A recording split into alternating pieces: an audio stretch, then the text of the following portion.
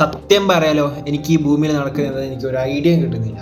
ഈ പറക്കും തളിക എന്ന് പറയുന്ന സാധനം ഉണ്ടെന്നുള്ളതൊക്കെ ഓക്കെ, പക്ഷേ hi, I am Bharat, this is my conspiracy series day 4. നിങ്ങൾക്ക് എൻ്റെ വീഡിയോ കണ്ടിട്ട് ഇഷ്ടപ്പെടുന്നുണ്ടെങ്കിൽ ലൈക്ക് അടിച്ച് ഫോളോ ചെയ്താൽ നമുക്ക് ഇനിയും കാണാം. നമ്മൾ ഈ കാണുന്നതും കേൾക്കുന്നതും ഒക്കെ ഈ ഏലിയൻസ് അല്ലെങ്കിൽ വേറെ വല്ല ടെക്നോളജി അല്ലെങ്കിൽ നമ്മളുടെ തന്നെ എന്തെങ്കിലും ടെക്നോളജി ആണോ എന്ന് നിങ്ങൾക്ക് എന്താ തോന്നുന്നത്? ഇത് ഈ വീഡിയോ മൊത്തം കണ്ടിട്ടൊന്ന് കമൻറ്റ് ചെയ്യാൻ ശ്രമിക്കുക. UFO അല്ലെങ്കിൽ UAP പറക്കുന്ന രീതിയാണ് ഇപ്പോഴത്തെ ഏറ്റവും വലിയ കുഴപ്പം.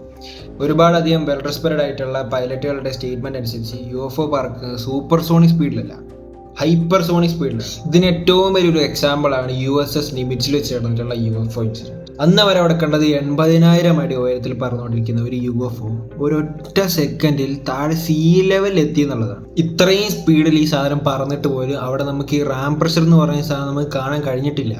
അത് കാണാൻ കഴിഞ്ഞിട്ടില്ല എന്ന് മാത്രമല്ല, ഈ UFO ആ ഒരു ബോഡി മൊത്തത്തിൽ തണുത്തിട്ടായിരുന്നു ഉണ്ടായിരുന്നത്. അപ്പോൾ നിങ്ങൾക്ക് ചോദിക്കാം, ഞാൻ എവിടുന്ന UFOന്റെ ടെമ്പറേച്ചർ അളന്നത്? ഓരോ ഗവൺമെന്റ് UFOകളുടെ വീഡിയോ എടുക്കുന്നത് എന്ന് പറഞ്ഞാൽ ഇൻഫ്രാറെഡ് ക്യാമറ ഉപയോഗിച്ചിട്ടാണ്. ഇൻഫ്രാറെഡ് ക്യാമറ വർക്ക് ചെയ്യുന്നതാണെങ്കിൽ തെർമൽ സിഗ്നേച്ചർ വെച്ചിട്ടാണ്. അതായത് രമണ, ഈ ക്യാമറകൾക്ക് വർക്ക് ചെയ്യുന്നത് ടെമ്പറേച്ചർ ഡിഫറൻസ് വെച്ചിട്ടാണ്. പക്ഷേ ഇത്തരത്തിലുള്ള വീഡിയോകളൊക്കെ നമ്മൾ നോക്കുന്ന സാഹചര്യത്തിൽ ഈ UFOകളൊക്കെ തണുത്താണ് ഇരിക്കാൻ നമുക്ക് കാണാൻ കഴിയും. പക്ഷെ നമ്മൾ ഫിസിക്സ് വെച്ച് നോക്കിക്കഴിഞ്ഞാൽ അവിടെ നല്ല രീതിക്ക് ചൂടാവണം, അതായത് റാം പ്രഷർ അവിടെ ഉണ്ടാവണം. പക്ഷെ നമുക്ക് മനസ്സിലാവാത്തത് ഇവരുടെ ശാസ്ത്രം എന്താണ്, അവരവിടെ ഉപയോഗിക്കുന്ന വർക്കിംഗ് പ്രിൻസിപ്പിൾ എന്താണെന്നാണ് നമുക്ക് മനസ്സിലാവാത്തത്.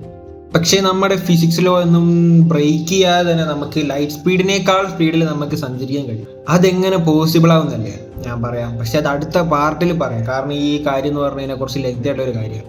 അപ്പോൾ ഞാൻ അടുത്ത പാർട്ടിൽ പറയാം. അപ്പോൾ good bye for now and see you tomorrow.